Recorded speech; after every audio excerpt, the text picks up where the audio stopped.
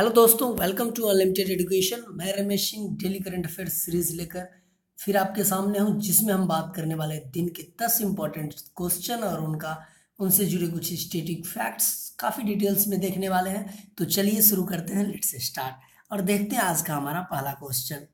तो दोस्तों, आज का जो मेरा पहला प्रश्न है वो है, किस बैंक को चालू वित्त वर्ष की अप्रैल से जून तिमाही में 2190 करोड़ रुपए का मुनाफा हुआ है? तो दोस्तों, इसका आंसर हो जाएगा option number C, HDFC bank. इसका आंसर क्या हो गया? HDFC bank. अब HDFC बैंक ये इंपॉर्टेंट क्यों क्वेश्चन है, क्योंकि ये नॉर्मली अभी सभी बैंकों को जब PNB का फ्रॉड केस हुआ उसके बाद और NPA के कारण जो है सारे बैंकों को घाटा हो रहा है। तो इसमें एक बैंक अगर प्रॉफिट देता है तो वो न्यूज़ में तो बनेगा ही, क्योंकि PNB का जो केस हुआ था 11,300 करोड़ का नीरव मोदी का, तो उसके बाद फिर SBI को भी घाटा हो गया था। पिछले 15 महीना में पहली बार, 15 तिमाही में पहली बार घाटा हुआ था। तो ये चीज़ें देखते हैं। HDFC का जो मुख्यालय है, HDFC का मुख्यालय मुंबई में है और इनके हेड हैं, मतलब CMD हैं दीपक पारेख। दोनों चीज़ याद रखिएगा, दीपक पारेख CMD हो गए और मुंबई हेडक्वार्टर हो गया HDFC का। क्वेश्चन नंबर दूसरा देखते हैं, इनमें से किसके मसौदे के अनुसार ऑनलाइन रिटेल और सोशल मीडिया कंपनियों को अपने यूजर्स के डाटा को भारत में ही रखना पड़ सकता है? तो दोस्तों, भारत सरकार जो है सुरक्षा नीति को कड़ी करने जा रही है, ताकि संवेदनशील डाटा जो है, लोगों से जुड़ी जानकारियां जो भारत के बाहर नहीं जा पाए। इसके चलते डाटा सेंटर भारत में बनाने होंगे कंपनियों को। और दोस्तों, इसका आंसर हो जाएगा ऑप्शन नंबर डी, राष्ट्रीय नीति। मतलब नेशनल लॉ ऐसा बनाया जा रहा है, राष्ट्रीय नीति ऐसी बनाई जा रही है, ताकि बड़ी कंपनियां, चाहे फेसबुक हो, अमेजन हो, फ्लिपकार्ट हो, जो भी कंपनियां हो, भारत के यूजर्स का जो डाटा वो अपने पास रखते हैं, उसे भारत में ही स्टोर कहीं ना कहीं रखना पड़ेगा, भारत से बाहर नहीं रख सकते। तो चलिए दोस्तों, देखते हैं आज का तीसरा सवाल। और तीसरा प्रश्न है, इनमें से किस बैंक ने FD पर ब्याज दरों में बढ़ोतरी की है? तो दोस्तों, बैंकों के लिए एक बात है कि RBI निर्धारित करता है कि मिनिमम इससे कम ब्याज दर आप नहीं दे सकते हैं। मिनिमम मतलब लोएस्ट ब्याज दर जो है ना, इंटरेस्ट रेट RBI तय करता है, लेकिन उसके ऊपर बैंक अपने मन से ज़्यादा ब्याज रेट लोगों को बैंक अपने मन से दे सकता है। अगर बैंक को लगता है कि इस पर मेरा प्रॉफिट है, तो वो बैंक का अधिकार है डिसाइड करना। तो इसका आंसर दोस्तों हो जाएगा ए, SBI ने हाल ही में FD पर, जो कि फिक्स्ड डिपॉजिट होता है, उस पर ब्याज बढ़ाने की घोषणा कर दी है। तो चलिए अगला क्वेश्चन देखते हैं। क्वेश्चन नंबर 4, भारत की कौन सी इंडस्ट्रीज विदेशी बाजार से 2.7 अरब डॉलर विदेशी ऋण जुटाने की योजना बना रही है? तो दोस्तों, इसका आंसर हो जाएगा option number C, Reliance Industries. और इससे जुड़ी कुछ बातें जान लेते हैं। तो मुकेश अंबानी इनके हो गए मालिक, और मुकेश अंबानी अभी जैक मा जो है, चाइना के अलीबाबा के जैक मा जो थे, उनको पीछे छोड़कर एशिया के सबसे अमीर व्यक्ति बन गए हैं। ये पॉइंट भी याद रखिएगा आप लोग।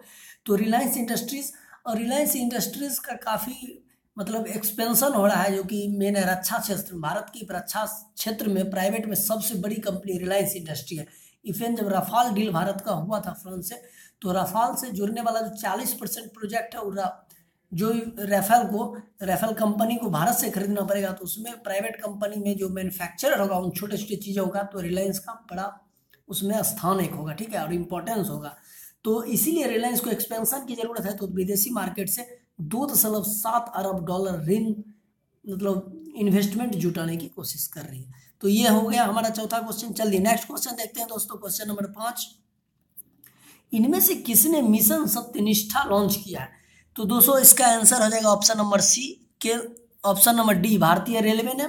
और भारतीय रेलवे ने सत्यनिष्ठ लॉन्च किया। ये अपनी तरह का एक पहला कार्यक्रम है। इसमें क्या होगा, तो रेल जो संग्रहालय है ना, उसमें जो है जनमानस के लिए नैतिकता, एक तरह से नैतिकता की ट्रेनिंग होगी, चाहे रेलवे प्रशासन के लिए भी और लोगों के लिए, मतलब तो इसका पूरा एक इन्वायरमेंट रहेगा। और ये पूरा कार्यक्रम इसी को लेके बनाया गया है, ठीक है, इसी को समर्पित है ये पूरा कार्यक्रम। सत्यनिष्ठा कार्यक्रम नाम से भी जैसा लग रहा है, तो ये नैतिकता से जुड़ा हुआ कार्यक्रम है और भारतीय रेलवे द्वारा शुरू किया और अपनी तरह का भारत सरकार के किसी भी शाखा के द्वारा जारी किया गया पहला कार्यक्रम है।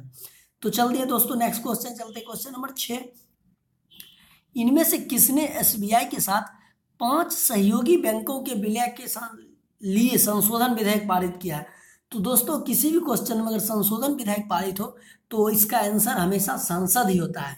संसद, ऑप्शन नंबर डी संसद। और संसद के हमेशा दो पार्ट होते हैं, ठीक है, राज्यसभा और लोकसभा।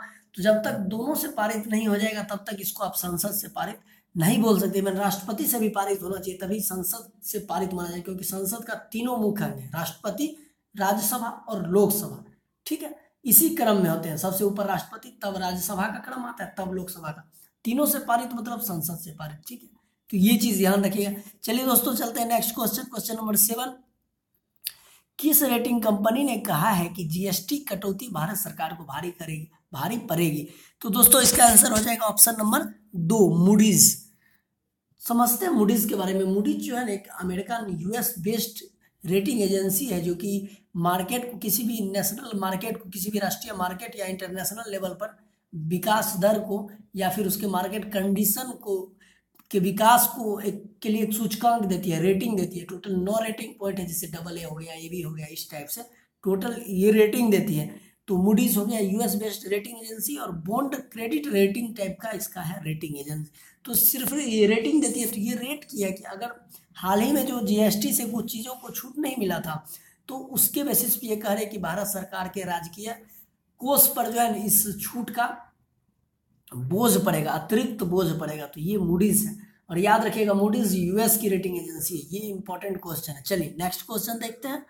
इनमें से किस बैंक को पहली तिमाही अप्रैल से जून में 1522 करोड़ रुपए का घाटा हुआ है? तो दोस्तों इसका आंसर हो जाएगा option number B, central bank. अब सेंट्रल बैंक के बारे में कुछ बातें जान लेते हैं।